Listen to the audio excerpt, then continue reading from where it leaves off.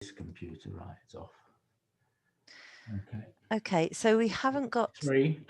Tandy. I'm just going to see if Tandy's come yet. No. I'm just going to send her a little message, see if she's coming. Well, tell her bit comes in about 10 minutes into it, so she needs to be on if she's going to do it. And it's just doing the albino slide is what she's got to describe. I'm a little bit concerned over internet connection. Is it not working well? Well, I don't know. Yeah, but there You is look the all past right. me. Yeah, Looks- but I think of Tandi's, you know, specifically in the Eastern Cape, you know, the internet connection is not so good. Is there anything we can do for her? Can we get her a better package or something, or is it just the connection? Richard, I think it's more than that. I think it's basically we can give him a package, but I think it's also the area where she's situated, because the Eastern Cape, the rural areas, there's actually no internet connection there specifically. So I believe that she's making use of data from a phone where she buys every month. Okay. That's my personal impression, because the Eastern Cape do not actually have internet connection. I see, right. Well, Gemma's going to have a discussion with her to see if we can improve her connectivity. Yeah, but it like Emil said, it's probably just a case of providing some data for her, which we need to do for Sarah as well. And you know, it's kind of that thing of yeah, we're just going to sort it out. Okay, I only just managed to message her, but I don't know if she's online. I think maybe if she joins, that'd be great. But if everybody's ready, well, I guess we could. Yeah, we got 71. It's gone back to 70. Oh, they're dropping off now, so maybe we should bring them in. Okay.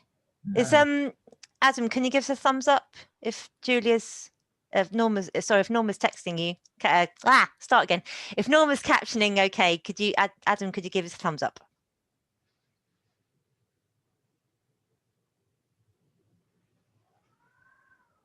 Brilliant. Okay, in that case then I think we're good. Yeah. Yeah, okay. Cool.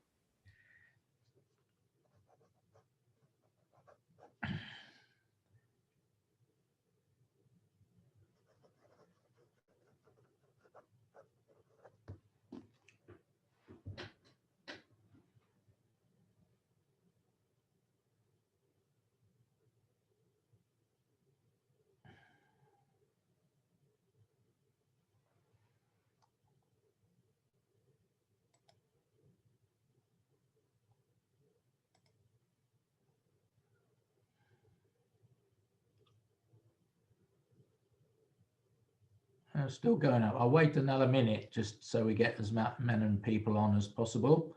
People can just hold on, but you're in the right place if you come for Commonwealth Disabled People's Forum Module 1, Seminar B.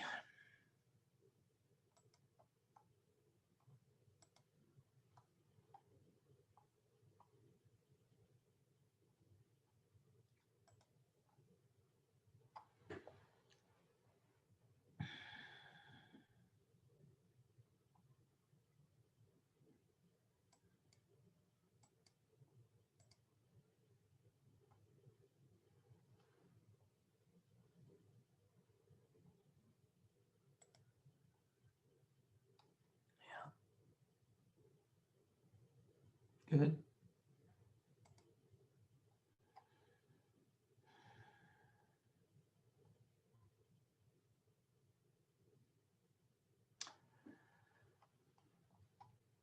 You ready, Sarah? Yeah. Okay. Okay. Right. I think we're going to start this first seminar for the Module B, for Module 1 Seminar B group. We had a successful first seminar this morning. Now we've got the second one. And this is about the what models and ways of thinking about disability is what the theme is today. And my name is Richard Reeser. I'm the General Secretary of the Commonwealth Disabled People's Forum, and I'd like to hand over to Sarah Kamal, our acting chair to welcome you all.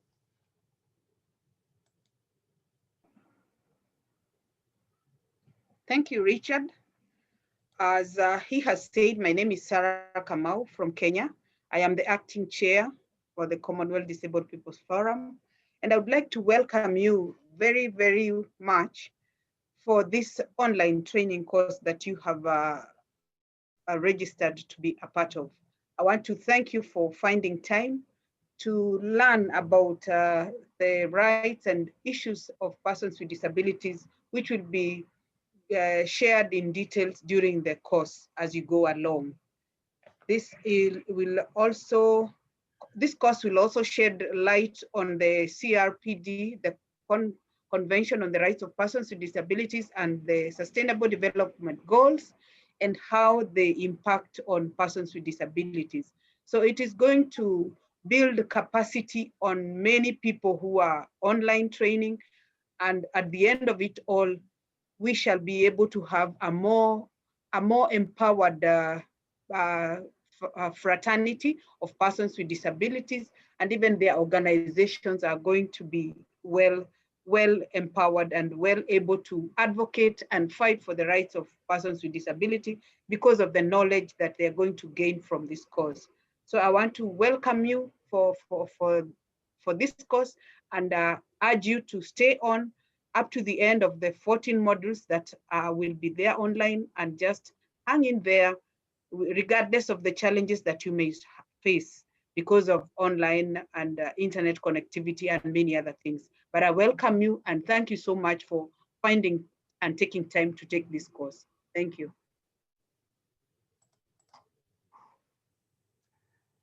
Over to you, Right. Richard. Richard here, and I'm just putting up a PowerPoint so that everybody can see it. There we go, that's it. Okay. I hope you can all see that. And I'd like to tell you what we're going to do this afternoon. We've had a welcome from me and Sarah. We're then going to reinforce some points. I hope most of you have actually managed to look at the film presentation and PowerPoint that we have put up on the website, Protected Area, and the course book. And if you haven't read it yet, perhaps you'd look and read the course book after today's seminar and start trying to do some of the follow-up activities.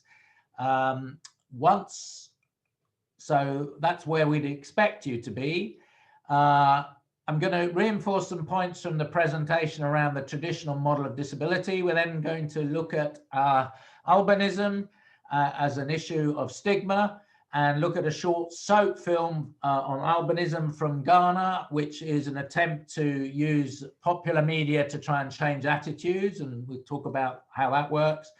Emil Gauss, who is on from South Africa, will also talk about and represents the neurodiverse community.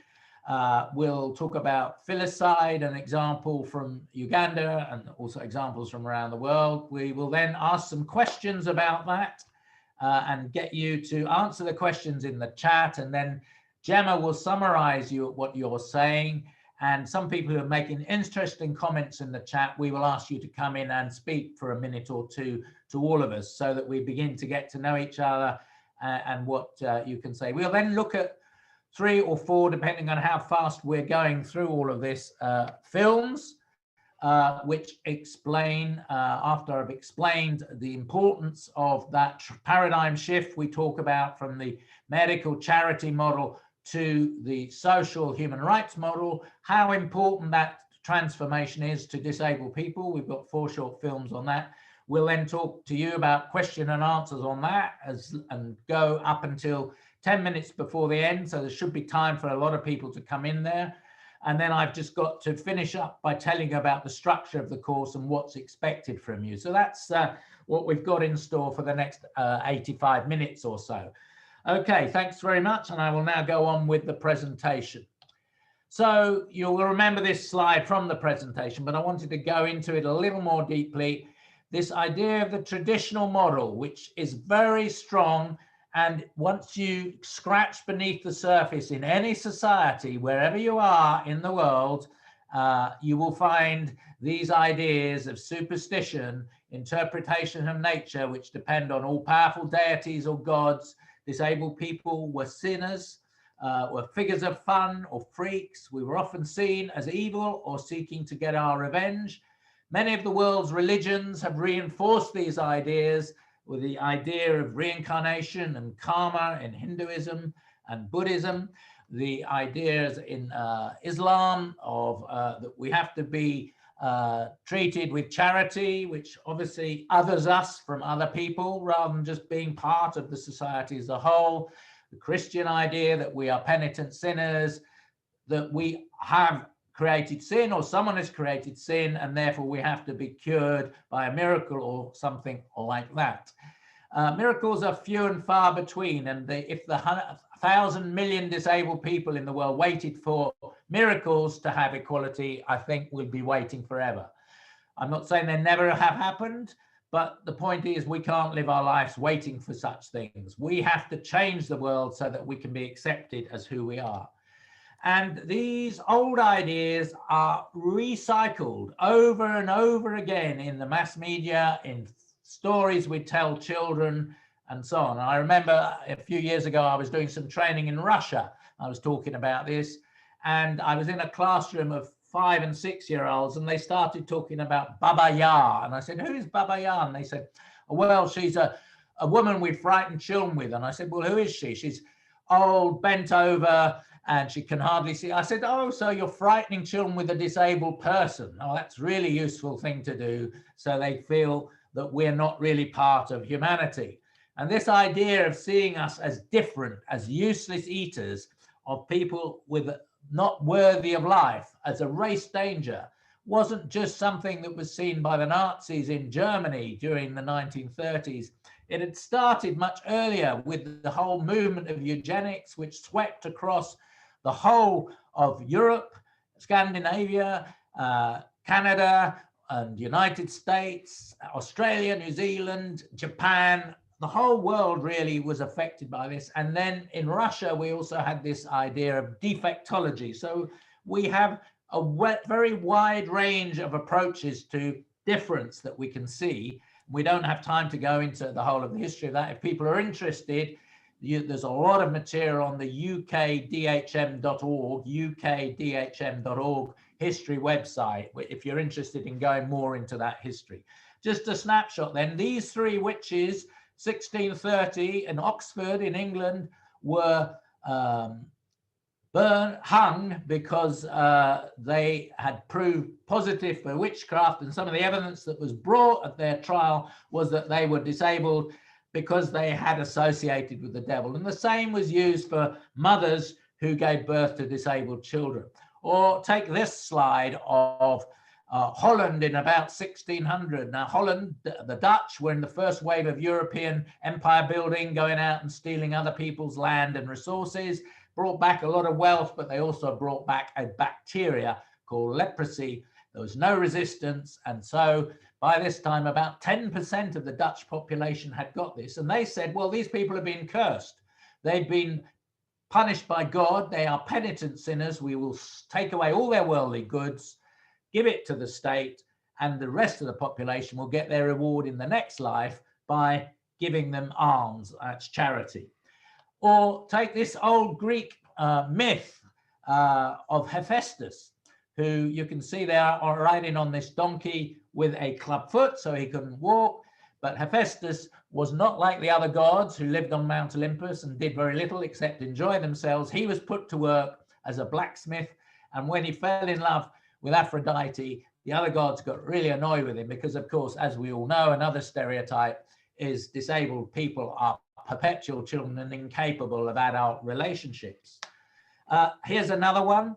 The blind leading the blind, falling over each other. We're meant to be encouraged to laugh at disabled people by this. And then remember Shakespeare's play of Richard III. Here's a picture of Richard. He doesn't look that disabled. He did have scoliosis or humpback, as it was colloquially called, but he didn't have, as Shakespeare gave him, a withered arm and a lame leg, a word we don't use anymore.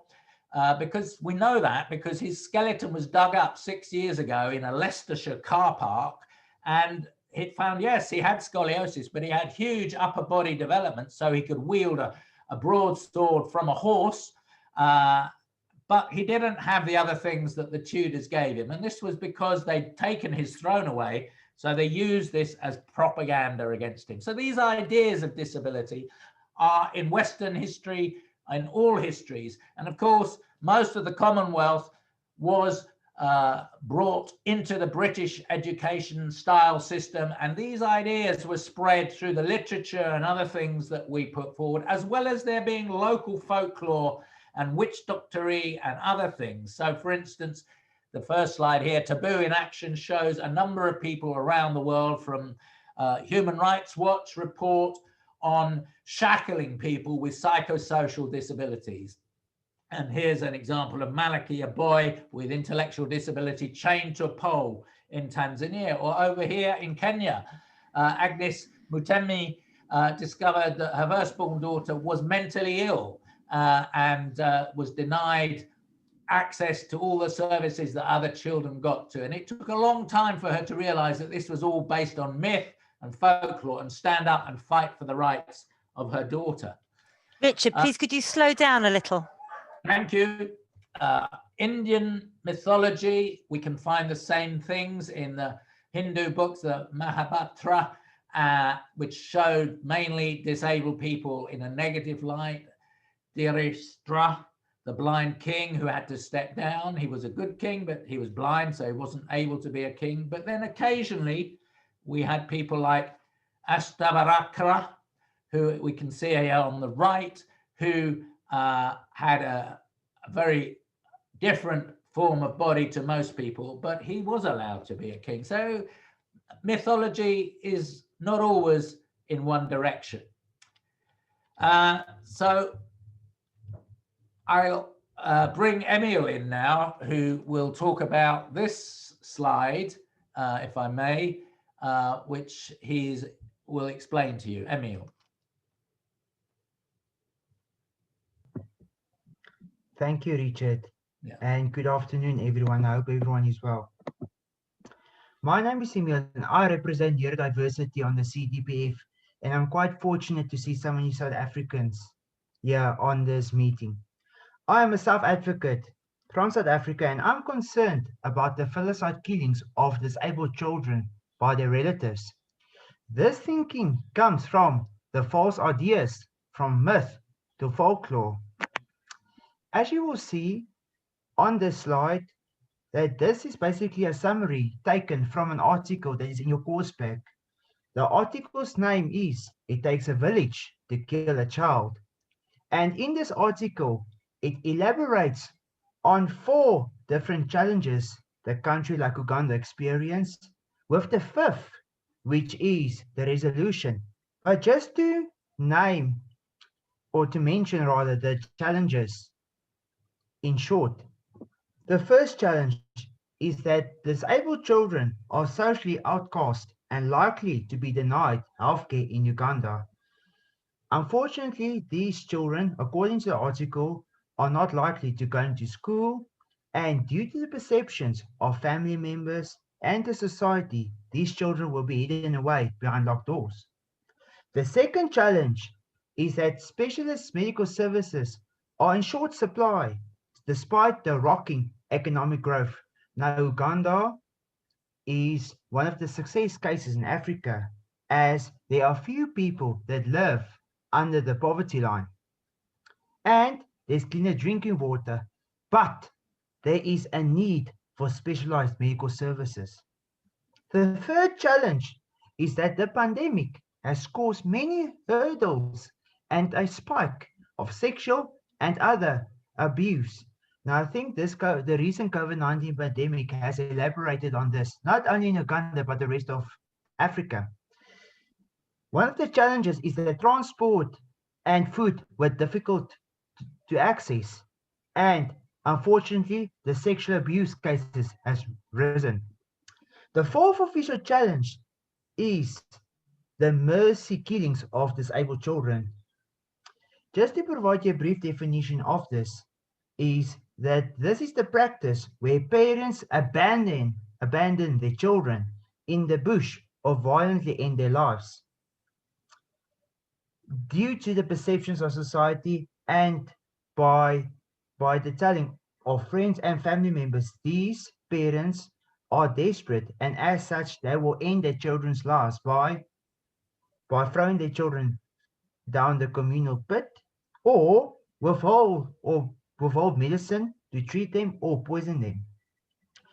The fifth rather is the resolution, and in response to this, the Uganda government has ratified the United Nations Convention on the Rights of Persons with Disabilities to protect the disabled.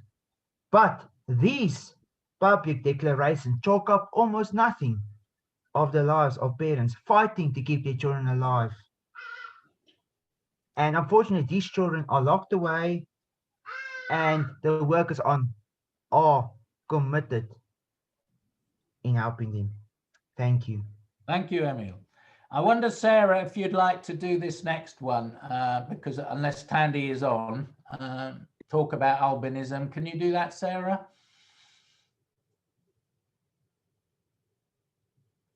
No? Are you happy to do it, Sarah? Tandy is just joining, Richard. All right. Just give her a moment just to come in. Tandy's just joining. Let me just remark on what Emil had just said while Tandy gets herself ready to do this. This idea of mercy killing, it's not just in Africa that this happens. We've got cases all around the Commonwealth, indeed in America, United States, but in Canada, in New Zealand, Australia, the UK, and many judges take a view and are lenient with parents who kill their disabled children because they have this idea of mercy killing. Now, actually, to my mind, it is disability hate crime. They're killing their child because they're disabled. And actually, their sentence shouldn't be more lenient. It should be doubled, because there should really be a very strong tariff against killing disabled children. And the reason they want to kill them is they say, well, they can't manage in society. The reason they can't manage is because all of the rights that are contained in the UN Convention have not been implemented. Yet all of the countries that I have mentioned have actually ratified that convention and are duty bound by international law to implement it. So I think that's why we need to take a strong position against this. Are you ready now, Tandy, to talk about albinism? Tandy, I'm asking you to unmute here. I'm just clicking on the thing. You need to. I'll introduce Tandy. That. Tandy Mafulu is from South Africa. She is our vice chair of the Commonwealth Disabled Peoples Forum. Tandy. Tandy, are you able to unmute? Yes. You need to click it. Yeah. Yeah. Good afternoon, everybody. My apology. I'm traveling to and fro state provinces. That's why I'm like lost a little bit. Well, you're Thank just you so much. to tell us about albinism in Africa.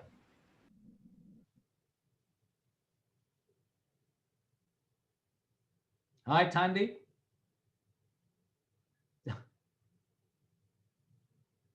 I'm just seeing if she can unmute. Richard, let me just park correctly so that I can be able to talk. Yeah. But let me continue with albinism, the case study in around albinism. Is that what you want me to talk about? I do, and the slide is on the screen. Yes, let me follow the slide on the screen. What is happening that most people with albinism, they've got a kind of some kind of degree or visual impairment, and most of the time they are being degraded, they are being tortured, they are being treated inhumanly. There's a lot of killings, especially in South Africa. This is a case study of South Africa.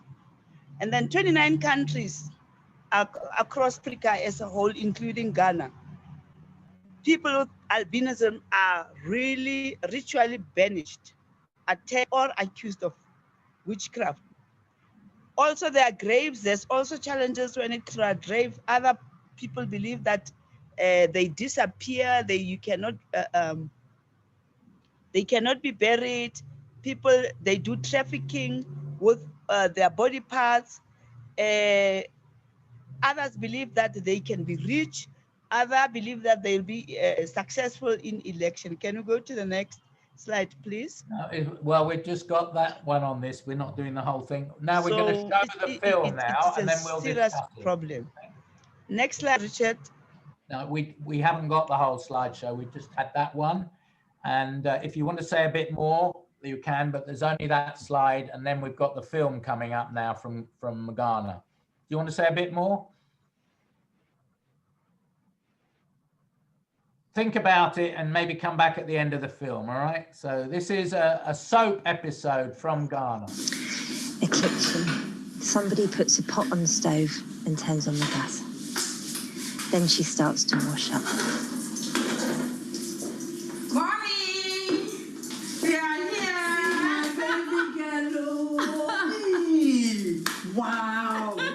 You are looking beautiful. Thank you, Mommy. Let's cook it. Leave all that, huh? Let me just go in and say hi. Come back and finish with the food. Then we can meet proper. Sure, Mommy. They exit the kitchen and walk into the lounge. The daughter is the head of the mum. The lounge is a nice room. They walk slowly, and a young man with albinism stands up. The mum is clearly shocked and saddened. The daughter looks sadly at the young man, and the mum taps her head and walks away. The daughter looks sadly from one to the other, and the young man looks sad.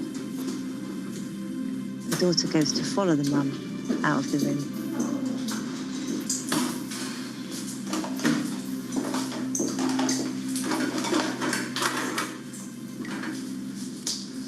Mommy, why? You don't like him? Mommy, you despise him just because of his physical appearance? Why won't you wait and know him and his capabilities and see if you not fall in love with him? Are you sure you are all right? Albinos for grandchildren?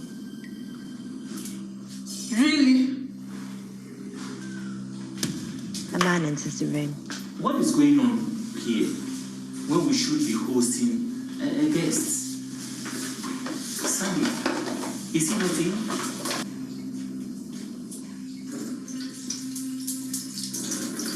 The man exits the room to go and see him. And the man stands up. Good day. The man is looking slightly confused and exits, turns back and looks at him again, and goes back to the kitchen to his wife and daughter. You are disappointed, right? Disappointed? Ah. Are you sure you saw that thing sitting there very well? Just pausing it to explain that the young man has walked up and past outside the kitchen where they're talking, and he's going to listen to what they're going to say. You are not referring to the gentleman in there. You don't have any problem with Habino for an in-law? There is something wrong with that? Hey, Ofrida Toba, and you are okay with it? Tell me, how does that make him any less friendly? I am out of here. I am out of here. The mum exits the kitchen, and the dad and the daughter look at each other. Come on, let's go. Let's go and see him, okay? Come on, let's go. They leave the kitchen. The daughter is upset. The dad has his arm around her. They go out into the lounge, but there's no sign of the young man. They start looking. They open the front door and leave the house. Out on the veranda, the man looks left and right, opens the gate, comes down the stairs, and walks in front of the house to the end, looks all around. There's no sign of him. The daughter has come out onto the veranda and looks out. The man still continues to walk around looking left and right. The daughter walks on the veranda and comes out of the gate. She looks very sad and confused. They're both looking for him. She looks really sad. Persons with albinism are complete human beings like everyone else.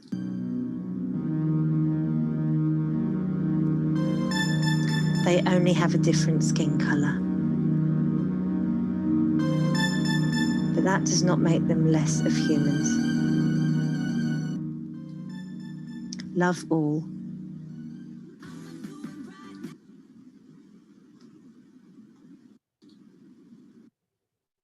Okay, so that was an attempt by the mass media to try and challenge this prejudice, which we've heard is very strong.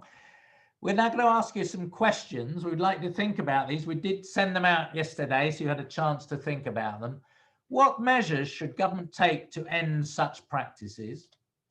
B, what are the best ways to convince local people to change their traditional views? C, what can be done in the local area, village, to change practices and attitudes? And D, how do we involve disabled people and their families in challenging these things?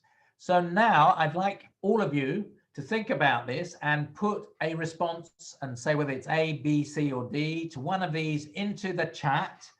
You'll find the chat on the right of the screen, and you can just click into it from the bottom of the screen, and you can then just type. And can you make sure you send your message to everybody so everybody can share what you're putting in?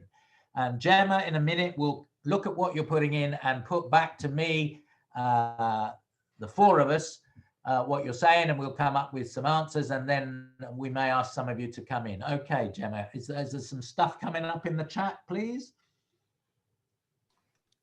There's not yet. No. Okay. So can people start putting in their chat? So let's talk amongst ourselves. So, Sarah, what do you think can be done about some of these things? You are involved with running a big DPO in Kenya. What sort of measures have you put in place to try and take this issue forward? Thanks, Richard. I think the government has a lot to do when it comes to implementation of some of the policies that govern practices to do with inclusive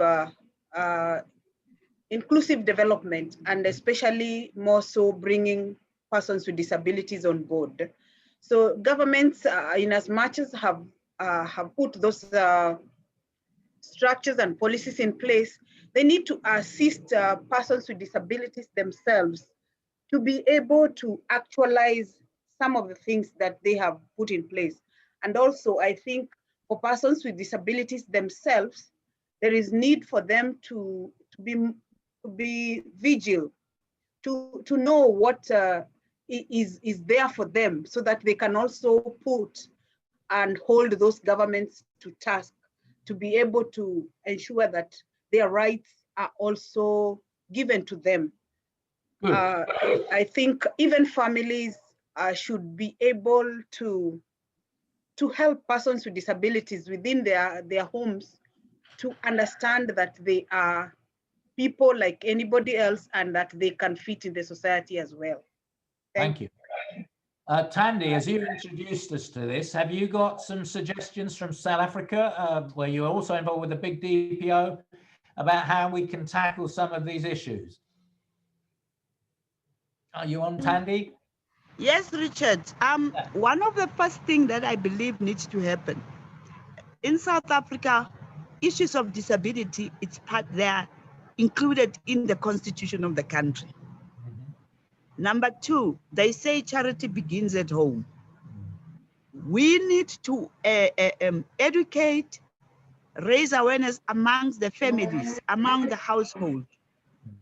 Then once we've got that, where the family, because once the family understand their own children with disability, it's going to be very easy for the community around, or for the families, other family members, to understand those issues. When it comes to traditional healers, there's an awareness that needs to be raised around that.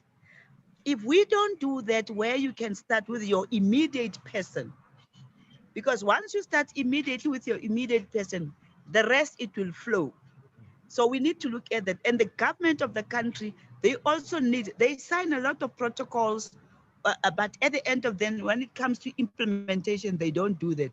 Whatever they've rectified or signed for, they must implement it. And I think as disabled people, we need to hold them accountable to that. Thank you. Very good. And Emil, just to round us up on this, and then we'll go to the chat. Have you got any points that you want to make about how we can address these issues? Thank you, Richard. And I think before I start off, I must say that the chat looks actually amazing. And I agree with some of the points that was made in the chat, that we must rectify the SDGs and UN CRPD, as it forms the basis of many of our countries as we ratify that. I believe that we need to get more disabled people involved specifically, and to investigate their families, and to make and to learn from them, and to identify the challenges that they experience. With regards to, I'm a great believer in the youth as well, Richard, and I think we need to include the youth as well, and to hear what the youth say, and empower them in order to make a difference and to advocate for their rights. The second thing I want to add with regards to traditional views, in a country like South Africa, we've got a lot of traditions, we've got a lot of cultures, and we've got a lot of traditional beliefs as well. And unfortunately, in South Africa, we've got people rely on their traditional views. Some which is positive, and some which is to the disadvantage of some of disabled people. And I remember specifically, Autism South Africa had a case where our director went to one of the rural areas to educate the traditional healers about autism, and that autism is not a disease, and the killings of autistic children, and the use of the bones of autistic students, individuals, are not are not seen as a curse, but rather as a gift. Did that So work? I think I think we need any to. evidence that intervention worked? Yes, it did, and I think it changed the perceptions with regards to.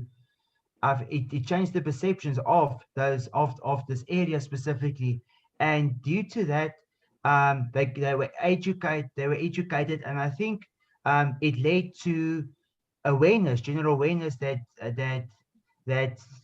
disabled students in schools are are educated, and they must be included in all settings of society. So I think we there's still a lot of work, but I think it has to do with ratifying the UNCRPD and advocating for their rights.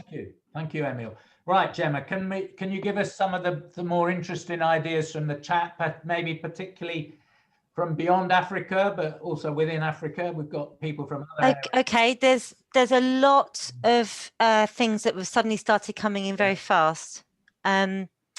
Can I just ask that both interpreters stay on for one moment, because somebody is deaf and wants to sign their response. And I think I'm pretty sure that Susan is hearing and could sign the person's response. So I'll come to them in one moment, but let me see what there is. I've got somebody, somebody says you could get more people with disabilities involved in the community so that it is more common to find disabled people being involved in local areas. This will mean that people will begin to welcome disabled people, and this could show them the positives of disability. This could change their perspective on disability. Good. Yeah. I've got, I think good representations of persons with albinism needs to be implemented, making use of different platforms such as media and conferences. Humiliation against people with disabilities have been associated with bad naming, so proper names should be communicated to the public and naming a person with an improper name could be regarded as criminal. There was a good one. Invite all people to take part in every activity that is happening in the community. That will help other people, especially those without disability, to understand the issue of disability. Good. Let's take the deaf person so that they get a chance to put their point of view. Okay, so just bear with me one moment. Just going to make contact with him.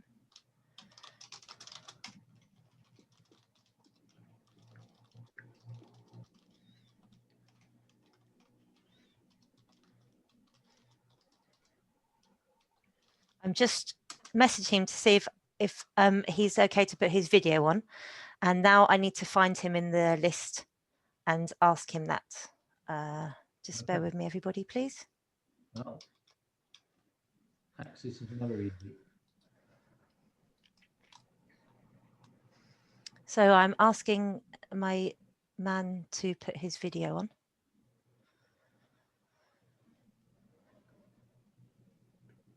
Here we go.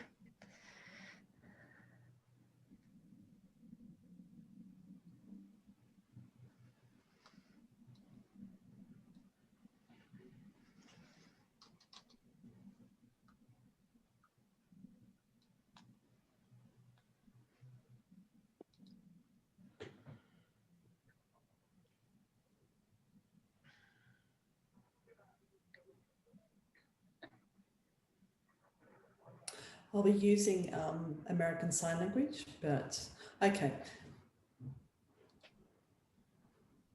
I'm hoping that you all can see me. Yes, we can. Thank you. Yeah. I am a deaf person, and I think it's important to have different perspectives. And I've grown up as a signing deaf person, and I've been seen, or deaf kids have been seen as being a devil. So, you know, we know that we can grow up and be confident, and, you know, there's that wrong perspective, and that change needs to be done. So I need to be seen as the person first. And even though I have experiences, I need to stop that perspective. I think what we need is more social media out there.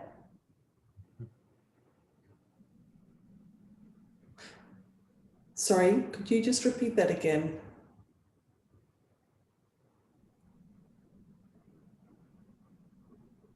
So there's many people out in the community that have the wrong idea, and so you need people with disabilities to be out there as role models, but also to promote. So I think social media has a lot to say, and I think that's where, you know, there's the wrong perception of deaf people. Right. That's it. Thank you, Gemma. I think there are 10 waiting to come in. So yes, thank you for that. Very good point. And I think the point is, before you can be proactive and present yourself as a positive role model, you have to actually feel okay about yourself. And I think this next section is really dealing with that. So first of all, we have a lot of charities that seek to speak for us, particularly these days, large organizations like Sight Savers, Leonard Cheshire, CBM, Humanity and Inclusion, used to be Handicap International, or Light for the World, are 5 of the big ones who are operating in the disability area. Now, these are all not DPOs. They are run for and controlled by non-disabled people to do things for us. And while some of them have made progress in employing a few disabled people and think that by following the UN Convention, they are doing it, the reality, as we'll see in a minute, is that actually nothing about us without us means that really these organizations need to make much more effort to accept the leadership and thinking of the DPOs. They do everything they can to empower and build the capacity of DPOs in local areas, Do they reject charity and medical model in favor of the human rights model? Do they put their organizational, financial and training resources at the disposal of disabled people and DPOs? If the charity provide welfare services, which many do, particularly the vision charities like Light for the World or Sight Savers, do they still empower the disabled people they work with? And do they allow disabled people and their organizations to lead? So these are some questions to leave hanging in the air as you work around this. I want to go back to the medical model, but just make sure everybody understands this. This really developed in the beginning of the 19th century. And let's remember that medical science is a relatively new science. And for a long time, many things about how the body worked, things that a 3-year-old child would know now, that the heart is a pump and pumps blood around the body. The most erudite people didn't know that a couple of 100 years ago. The medical model came from studying bodies from the outside and dissecting them and looking at them and saying, how does this bit work and how does that bit work? So if someone had something that was different about their body or their mind, then it became focused. What can't they do? The deficit model. Let's treat and cure them. Let's make them as normal as possible. If they can't be made normal, then there was a tendency to segregate in long-stay institutions, in schools, segregated schools, or isolate in the community. And this really is a hangover that we are still dealing with. It is a major problem. And if you listen to the talk, you'll have heard why it got changed. That really these organizations are not happy to accept us as we are. Yet for most of us, medical science cannot do very much for our long-term impairments. Some people, of course, it can, and where it can help under Article 25 of the Convention, we are all up for it. We're up for rehabilitation. That's not the point. The point is that this impressions, looking down the microscope at us, seeing what we can't do as the problem, and from an early age, or as soon as you develop an impairment from disease or war or accidents, or are born with it, then all of these professionals, and there are millions and millions of them who've been trained in this way, social workers, surgeons, educational psychologists, training centers, sheltered workshops, occupational therapists, speech therapists, medical specialists, and so on, child development teams are all saying, well, what can we do to help the child? And the best example I have of that is a friend of mine who had cerebral palsy, and she told me she couldn't walk very well because of it. She spent 7 years at her special school with them making her walk up and down between parallel bars, when in fact, using a wheelchair would have been so much easier for her.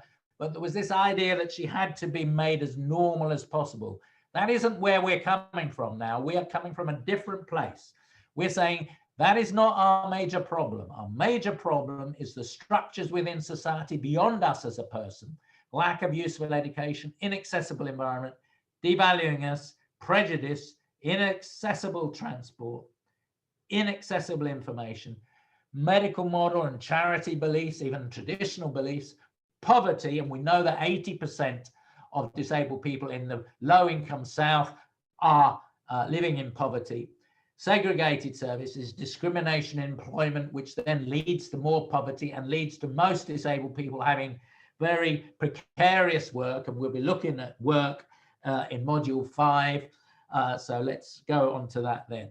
So this change, which really is saying, like a wall of bricks that we face, whatever our impairment, is ignorance, lack of empathy, folklore, customs, beliefs, negative attitudes, lack of education and training, inaccessible information, communication, denial of human rights, inaccessible buildings and transport, lack of income and support, and into violence, rape. Remember, disabled girls and women are 3 times more likely to be subjected to violence, and that's gone up under COVID, than non-disabled women.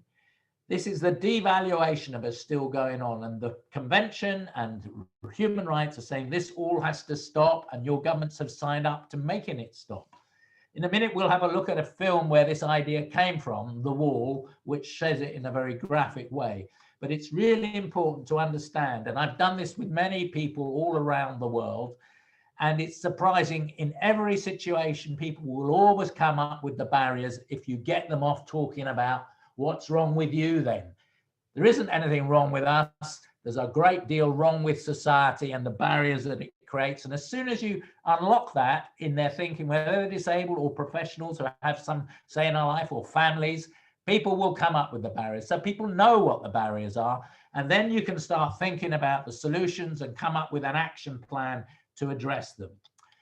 So this shift from seeing us in objects of charity, objects of the medical model or social protection, to subjects with rights who are capable of claiming those rights and making decisions is a core change, a paradigm shift. And other paradigm shifts are really dramatic changes in the way that humanity views the world, such as, of course, we all know, or did in the 600 years ago, that the sun moved around the earth, and that people were put to death for saying it was the opposite. Astronomers who worked out it was the opposite, because people believe this so strongly. But it was a shift that today everybody nearly will think that. Or, for instance, most people 150 years ago thought the world was made in 7 days. In fact, we know it's taken 4.5 billion years, with evolution developing in the last 1,000 million of life forms developing. And this evolutionary theory is now accepted by 99% of scientists and is taught in most curriculums in the world, though there are some regressive ones that are not. That is a paradigm shift. It's a way of seeing the world. Or the last one, which is really important to us and we'll be looking at in module 6, is about the environment. We used to think the environment was there for us to exploit and take what we wanted. The shift now is to realize that by doing that, we have destroyed our habitat and are very close to getting rid of humanity if we don't change that. That is a huge paradigm shift. So paradigm shifts are important. And this one was based on the activity of disabled people themselves from the 1960s onward, challenging not just in northern countries, but across Africa and Asia and so on, saying we have rights, we need to be treated as human beings. And often for children, it was their parents who were fighting for their inclusion in society. And so formulating this shift, Pius from the UK put forward a definition at the first Disabled People's International Conference. The distinction between impairment and disablement, or what used to be called handicapism, now we call it disablement, was made. Impairment, for all of us on this call, is the loss or limitation of our physical, mental, or sensory function on a long-term or permanent basis. It's just something that happens. It's part of human life. But how we are treated because of that, the loss or limitation of opportunity to take part in the normal life of the community on an equal basis with others due to physical and social barriers, attitudinal barriers, that is the disablement. And that is what we said had to change from 1981 onwards. And by 25 years later, in 2006, the world had agreed a convention that was based on this idea of the paradigm shift. So that's really important. Now, I want to show you a few films that make this point really quite strongly. So this one should be coming up now. Let me just move it on a little bit. Yeah. The director, who's no longer with us, and it was made for a pack called Altogether Better, authored by myself and Micheline Mason, who you'll see with her daughter as the second pair on the film. So a young man, first of all, talking about wanting to be included. Then we will go on to see a young woman in a wheelchair who says she just wants to be kissable. Then a partially sighted person saying he just wants to be accepted. A woman who said all her life she just wants to get on the bus. Then Lucy and Micheline again talking about hidden impairments. A black wheelchair user talking about wanting to get into the library and churches. Two young men signing to each other. Man in the initial man we saw talking about wanting to be included. Then Louise, who's got some missing digits on her hand, says she gets annoyed when people talk about it and she feels like giving the fingers. A woman with epilepsy, about some of the hidden, the problems you get with a hidden impairment, and a deaf person. They then all face a wall and start to try and break it down. It's a bare brick wall and they're all stuck in front of it. and someone is singing, together we can break down the wall. And when with a stick and their crutch and eventually a couple of bricks go, and the message of the whole film is that together we can change society. So off we go. I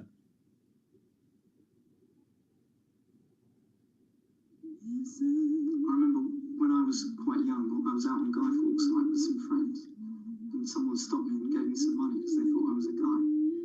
So I think I'm gonna probably have to move to another school all on the same floor. And you might have to leave all your friends, might you?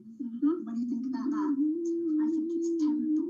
People don't see disabled people as kissable, I suppose. I'm blind in this one, but I can see it in that one.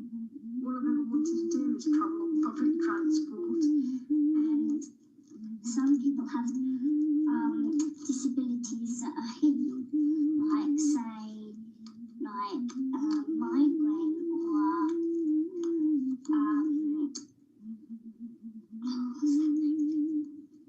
Libraries, restaurants, churches, wherever you go, wherever you look, there are barriers to disabled people. What I need is a feeling of inclusion. I want to be part of the society. I don't need pity or money. I want to be part of it. if someone says to me, "Oh, you look great," you know, it's just a shame about your hands. It just makes me feel okay. It's on my application form that I had epilepsy, and he immediately appeared very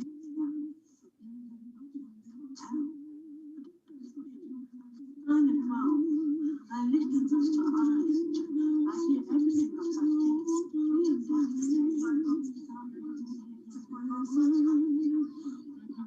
Listen to me. Won't you listen? Won't you listen? Won't you listen to me? Together we can break down this wall.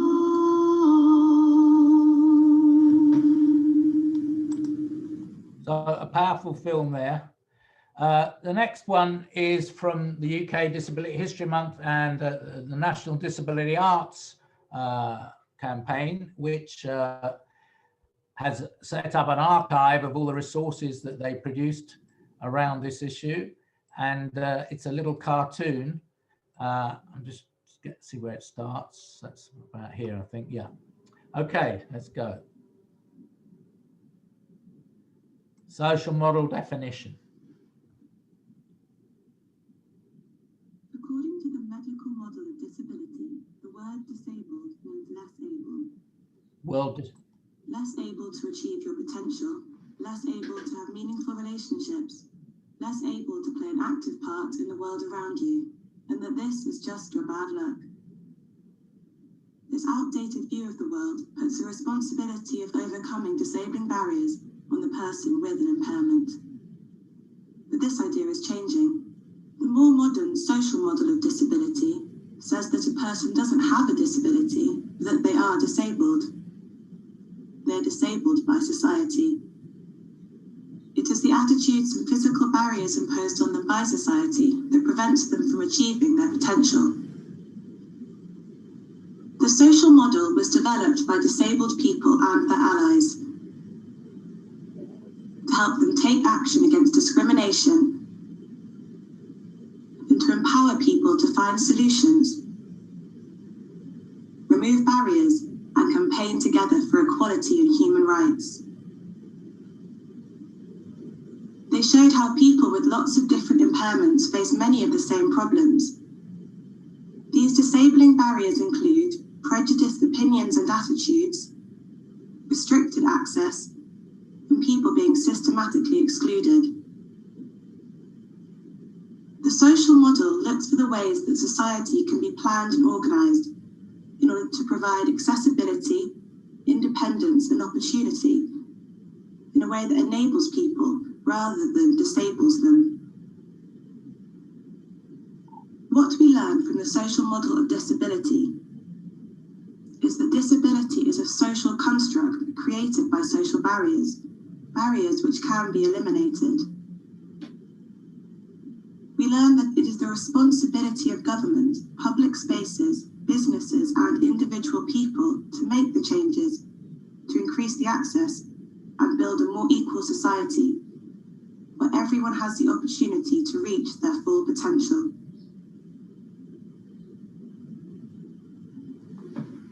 Okay, I'm just going to have time to show one more, I think, which is one produced by the charity Scope, which has tried to work with disabled people over the last few years. No, that's the wrong one. I have to move on. Yeah. The other one will be on the website. No, it's not allowing me to. He's persistent, this character.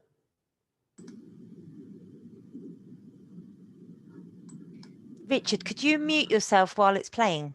Yes. I always felt being a disabled person was a problem. After learning about social model, it challenged me to look at disability completely differently. I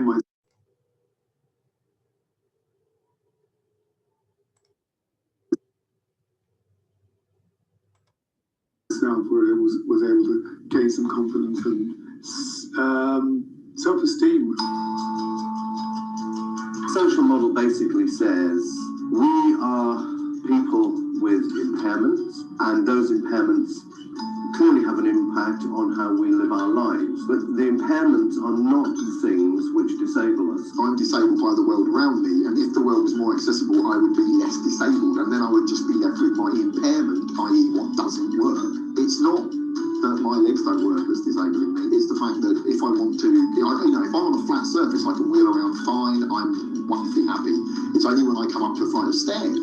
As a wheelchair user, you have a slightly easier job of explaining the social model, whereas if you're trying to explain the less physical barriers, it's much harder. These barriers, everywhere in life, to do with how we communicate, to do with people's attitudes.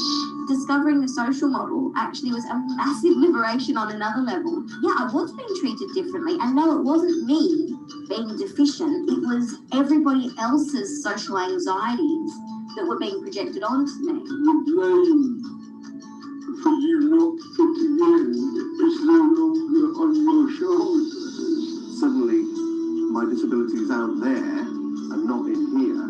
It was what made me realise that I was something beyond the thing that other people thought I was. It's a real liberating thing, but it also means you can change it. We can say to the world, look, you must put a lift in this building. You must make sure that the signage is readable for people with visual impairment. If you want that equality to be real, you've really got to then tackle the inequality people are experiencing in schools, in workplaces, with transport. The main reason that the social model, I think, is important to disabled people is that it allows us to be a community, achieve a whole lot more as a group. As long as we, as disabled people, make sure that our voices are heard, and that all those people that support us also have their voices heard, I think we will get there. I hope that Scope is doing work that will help disabled people to become prouder of who we are, pushing boundaries around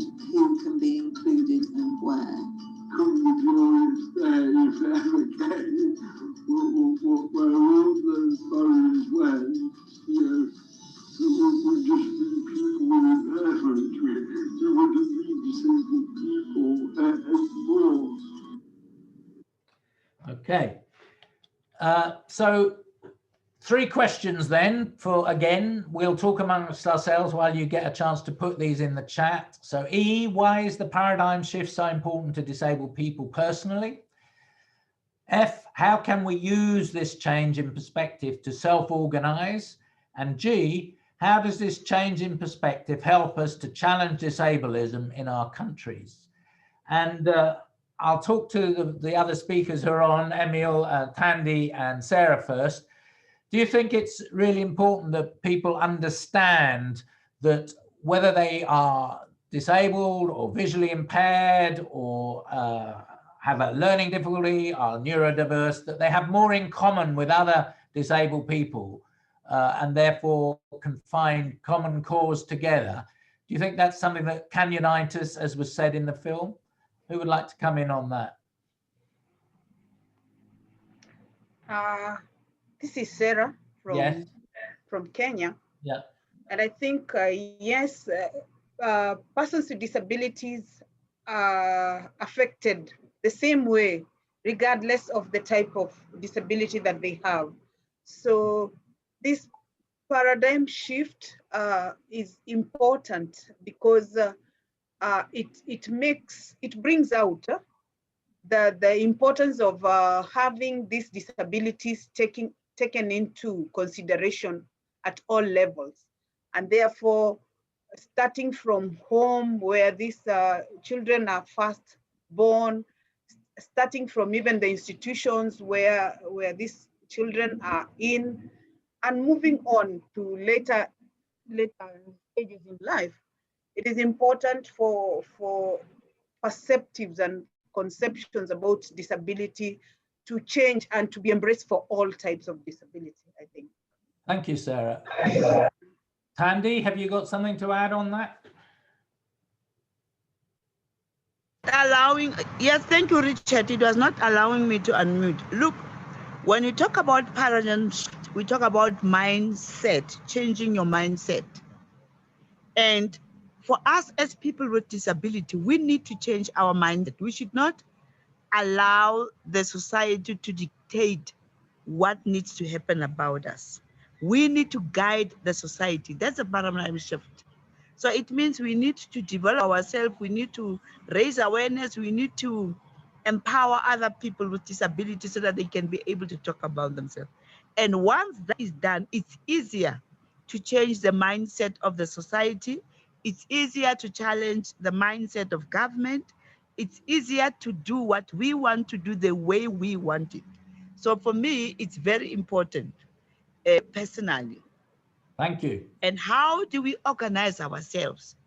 Now, like we are talking, we are organizing ourselves, we are learning from each other, we are sharing information. Once we do that as people with disability, then it's easier to do other things. And then the last one is to change the perspective of, or to challenge the disableism in our countries. First of all, to do that, we need to make sure that policies, legislations, every act that comes into our country, we need to make sure that issues of disability are inculcated there. And once it is like that, then you will know that rights of people with disability will be protected. Thank you.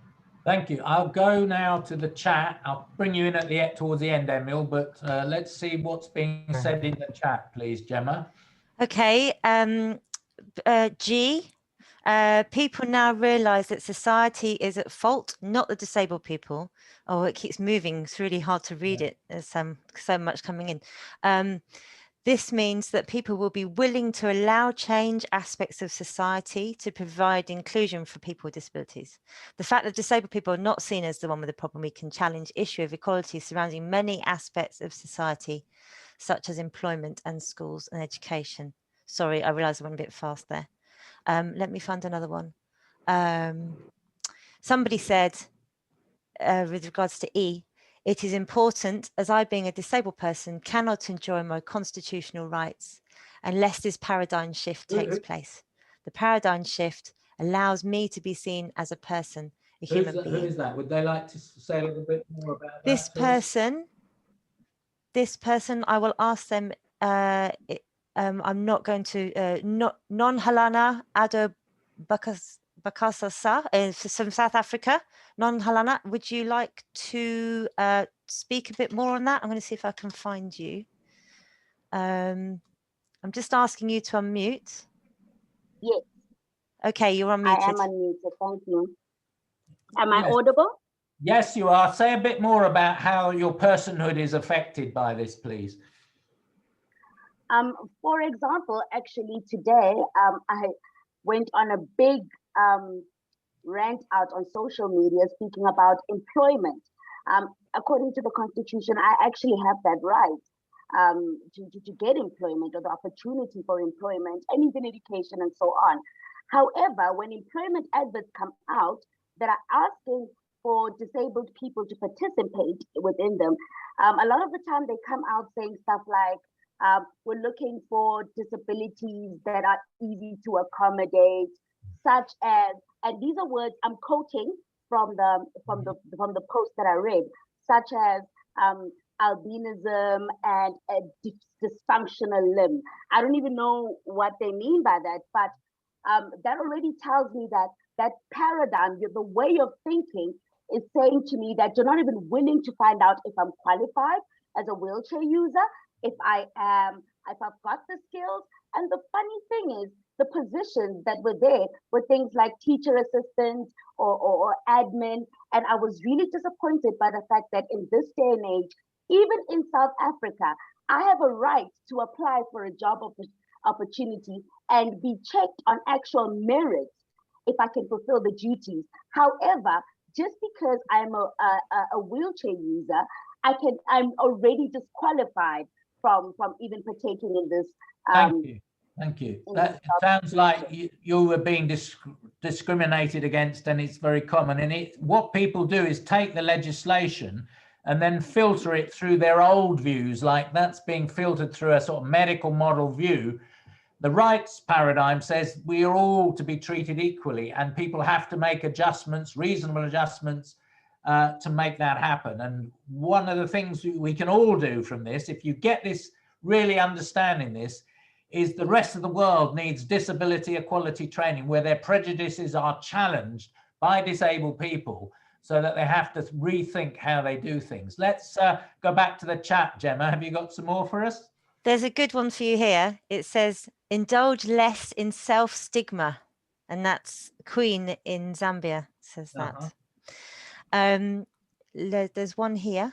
If the government and families living with disabled people target the social media to make all aware that people with disability are normal as everyone else. If we think of persons with behavioural problem and accept them easily, we can also think of persons with disability as the same way and accept them as well. We would, of course, say that people with behavioural problems are disabled people. It's just that they've got, in their mental functioning, they are functioning differently to most people. And that means that they are a disabled person. Anyway, go on. Indeed. Somebody says, do what you have as a gift, and eventually they realise you are like them. It's important to understand my disability rights and live positively. Introducing other models apart from the medical model will help bring change. The paradigm shift must start with us if we will affect the paradigm shift of society. And really, it's this self-confidence that some of the people in the last film were talking about that gives us, by having a common oppression, if you like, that we're facing. It's not to do with us, it's to do with society. It gives people confidence. And I've seen that working, for instance, with people with learning difficulties, Down syndrome, going and lecturing trainee doctors so that they actually change the way they think about things, that their arrogance of working on a body and dissecting it and thinking they understand how it works, when actually it's people's perceptions and psychology that they need to be dealing with, is really challenged by disabled people doing that. I would encourage people to do that, to gain the confidence to go forward and challenge professionals in the way they think about us. Any more there that we can pick up? Is there anyone beyond Africa that we could bring in maybe? Well, I'm just thinking there's a couple of hands up. Okay, let's see. So I'm just going to ask Mr. Stephen A. Guyan to unmute. He's had his hand up. Stephen.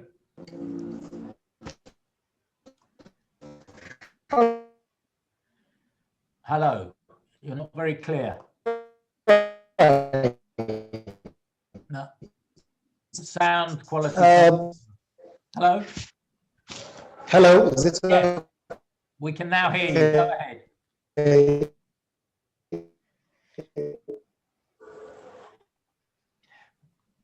If you've got your camera on, maybe turn your camera off and just use the mic. I'm Lucas here with it's a great.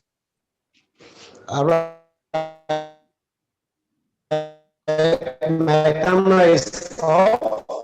Yeah, his camera's off. Using my mic. Persist. Right. Persist. Yes. So I'm trying to say that sometimes we get to see our own selves. I normally have a problem with persons with disability themselves. We may have a lot of social reforms that will inform policies, and that will make persons with disability have, the kind of prospects and good lives they would want. But how do we see our own selves? Do we vilify or demean our own selves? If that is still happening, then no matter what policy that may be in place, it may not favor us.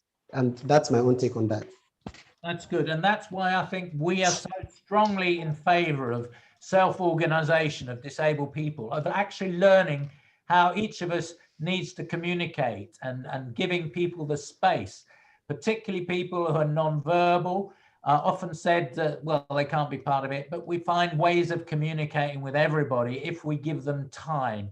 Learning basic sign language so we can communicate with our deaf brothers and sisters, learning different ways that people can communicate from the disabled community, so we can set up cross-impairment organizations, because they are far, far stronger than just organizing by one impairment, which used to be the way people did things. But cross-impairment organizations usually have much greater strength. I'm not saying people shouldn't all meet together if they have a common problem, but I don't think we should set ourselves up in silos, because learning about each other also gives us strength to challenge the barriers that are beyond us all.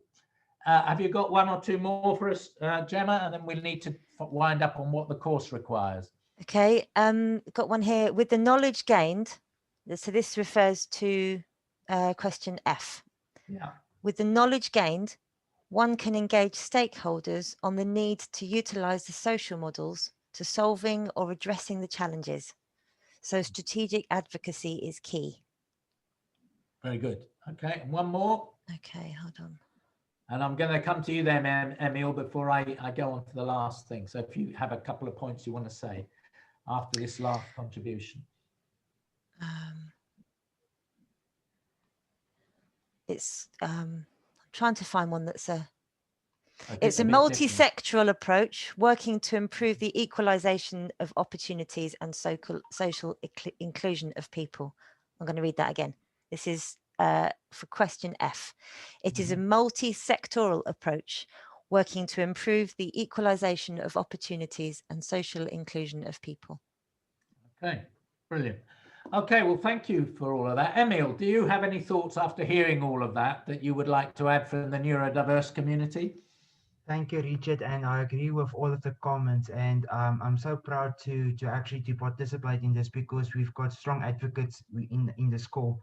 I am for the idea that we need to include persons with disabilities to advocate for their rights specifically, and to advocate and talk to communities, as well as to communicate to stakeholders. I want to what I want to do is I actually want to put on my academic hat, because with my personal process, I've familiarized myself with a theory with regards to the medical model as well as this charity model, and we are moving to a social ecological model. But I've came across a theory called masculinity. Now, this theory deals with the interplay between gender and the social structures of society, such as class and race. But persons with disabilities forms part of the marginalized group and is always in relation to the dominant form of masculinity, which means that that we are depicted as persons that doesn't form part of society, and that needs to change. And therefore, we need, in terms of the radicalized shift, we need to include persons with disabilities in all sectors of life and to communicate. And therefore, I believe that we need to take from the academic knowledge and we need to take from personal experience in order to initiate change and to advocate. Right. Thank you very much. Something to food for thought there. So it's good that we've got something like 130 of you on this call, which is great. What have you signed up for? Well, this was the first seminar, the second of the on thinking. Next week, which is something for you to prepare from tomorrow, in the protected area, there will be the film presentation about human rights. I'd like you all to look at that and the Sustainable Development Goals. There's also the course book in there for you to read, and then in italic and purple are the follow-up activities. And it's really important that you start having a go at some of those. They're not as a test, they're just there to make sure that you've understood the key learning points that we're trying to do. And what we would say is keep those activities, do them on a separate Word document and keep them in a folder. And then at some point we will ask you to send them through just so we can evaluate that you are actually doing the course. We will also then go on to health on the next week, and that's on the 5th of March. And then accessibility on the 12th of March, followed by livelihood and employment on the 19th, and environment and humanitarian situations really affecting people many parts of the Commonwealth on the 26th of March. And following up this half of the course, looking at law, focus on an elimination of stigma and discrimination, and focusing as an illustration on how we can change and challenge the media and the way that it portrays us. So that's the first half of the course. By the end of that, we would expect you to then have your follow-up pieces of work, whatever level you want to do the course, and send that whole lot in so we can assess what level you're going at. And then there's a second term, if you like, on the week of the 9th of April and the 16th of April. We'll have a seminar led by the Children, Commonwealth Children Young Disabled Network on youth and what we can do to empower youth, disabled youth. The following week is on an important area of inclusive education. That's on the 23rd of April. Women and girls on the 30th of April. Anti-racism from different perspectives with First Nations and where there's stress between different ethnic groups and so on, and how that impinges on disability, and a sort of double whammy in many societies. Then we'll look at data, which is really important. It's still massively underrepresented in data sets, not disaggregated, not localized. We need to find ways of doing that and making sure Washington group questions are asked rather than old-fashioned census questions which don't truly reflect how many disabled people are out there. And then the last two modules are going to be on how we build our own strength, building DPOs and campaigning for our voice. And on the last one, how we influence government. So this is what the course is.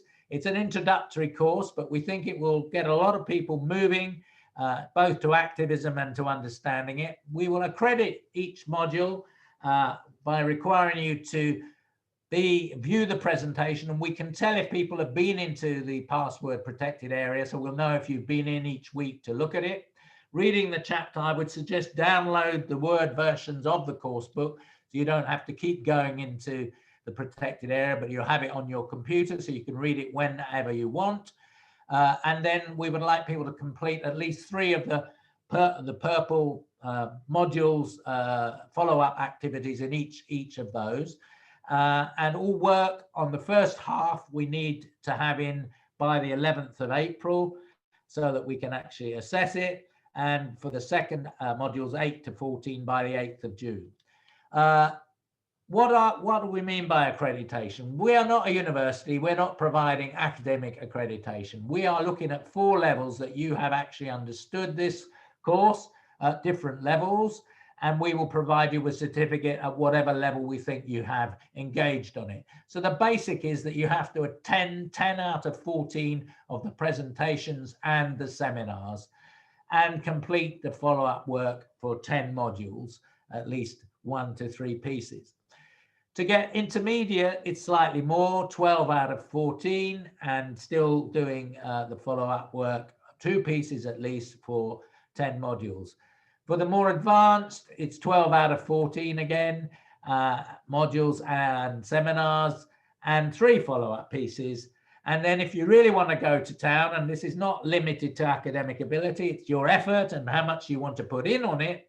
And I would suggest this might be for people who want to go and do a master's degree on disability studies and things like that, or use it to get a job in the disability DPO sector. You could say you've got outstanding which means that you've attended all 14 module presentations and 12 of the 14 seminars and done 4 to 7 pieces of follow-up work for at least 12 modules. The purpose of the accreditation is not an examination, but to check that you've engaged with the course, the presentation, participated and understood the key learning points. So that is the course. I welcome you all to have been here today and look forward to being with you again next Friday. In the meantime, please use the resources we're producing. The films and everything else that we are using will eventually get up in those protected areas so you can keep coming back and looking at them. Understand that many people need several times to approach things in order to do anything.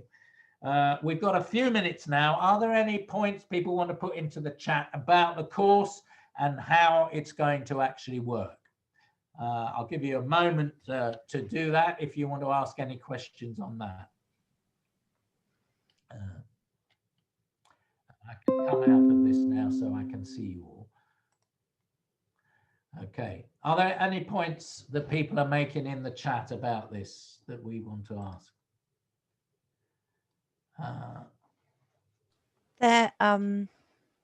If not, we don't have to go until 5:30.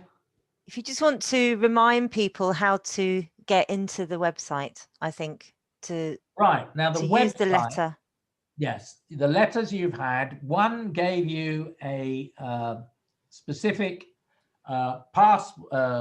user code, and the user code enables you to get in with the password or your email into, and you go first of all to commonwealthdpf.org/training, and then you will see the gateway that is password protected, and that's where you get in. And there will be a folder for each module in there. Once you get inside, you will see for last week what's there. This presentation will be in there by next week. We hope it will certainly be captioned, and we have to still find out from the signers whether they're happy with that. So that will be in there. And any films that we've used that you want to view again will also go into that area. And so that will all be there. And then when you start thinking, you need to organize your time for this course and say, well, I've done so much on module 1. Now I'm going to start doing my preparation for next Friday, module 2. I'm going to look at the presentation. I'm going to read the course book and think about what follow-up activities I'm going to do, and be ready with some more questions when we come on to human rights and the SDGs next Friday. So that's how it works. But don't let all the modules go and then right at the end say, oh, now I've got to do some follow-up work. It's much better while it's in your mind, maybe this evening, to have a look at the course book and start, or over the weekend, thinking about some of the follow-up activities. And if possible, type them as a Word document. I know some people don't have that facility and might write them and photo them with their phone and send them to us. That's fine. It's better if it's a Word document, but if you don't have that capability, just send us it, as we want to see that you're thinking around this and how you will apply the ideas that we're teaching you on this course. So thank you very much. Some people are having difficulties logging in. I'm sorry about that. If there are specific difficulties, I would suggest that you contact Gemma at ADD, Gemma White, and she will help you with that. And if there are more specific problems, then we can also get Thomas, our website coordinator, to get in touch with you to see what it is that you need to do to make sure that you can access all of this. So email us, please, if you're still having problems. Okay. The transcripts of the captioning will also be on the website, as well as this chat will be in there, so you can do it. But you can also copy this chat yourself if you want before we end now. If you press those 3 little dots at the bottom of the chat, you can copy the chat onto your computer if you want to have a look at what everybody else has said. So thank you very much, everybody. I'd like to thank you. A last word from Sarah, maybe as our chair, to finish us up. Thank you. You still on, Sarah? I just need to find her so that I can ask her to unmute, but I'm not sure she's still here actually. Okay, well, she's said quite a lot. We're just coming up to 5:30, so I hope Here you've we go. all... Here we go. Hold on. Sarah. Hold on. Hold on. Hold on. I'm just asking her to unmute. Oh, here we go. Okay. Yeah, I want to thank all the participants for their diligence and their resistance in following the course so far. I know it is a long one, but I would like to encourage all of you to hang in there and continue with the work that is therein. Hopefully that this course and the knowledge that you're gaining is going to make you better advocates and better champions for disability rights, and that you will be able to make your communities and your families and your governments put in place measures and policies that will be disability inclusive, and also encourage voices of disabled people to be amplified by coming together and fighting and advocating for their rights. So I want to thank you so much for taking up the course. Thank you so much for hanging in there, and I hope to see you by the end of the 14th module still strong. Thank you. Thank you. And one last point from me. We're still writing this course. We're just a couple of weeks ahead of these. So if you have examples of good practice on any of those areas that I've read out, particularly videos or written up case studies, not more than 250 words, maybe with a picture, if you send them in to me, Richard Reeser, that's rlreeser@gmail.com, I would be very happy to receive those, and we can either use them in the presentation or in these seminars if they are to the point. So please be part of building this course. It's an organic thing, it's not fixed. Thank you very much, and I wish you all a good weekend. Good night.